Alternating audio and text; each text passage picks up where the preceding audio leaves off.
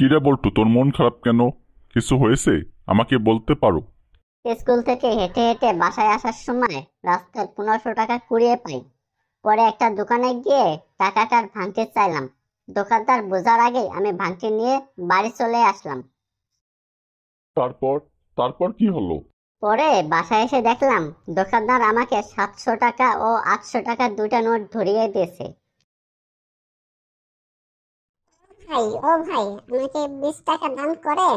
3 দিন ধরে আমি কিছুই খাইনি। এই ধরেন 20 টাকা। আচ্ছা ভাই, আপনি কি করেন? কি আর করব, টোটো কোম্পানির ম্যানেজার।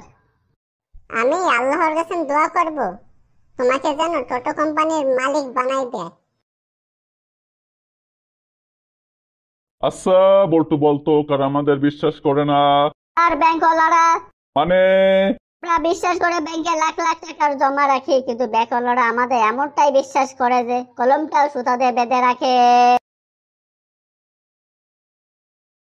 জনাব বল্টু, আপনাকে 10 বছরের জেল দেওয়া হয়েছে, আপনার কিছু বলার আছে?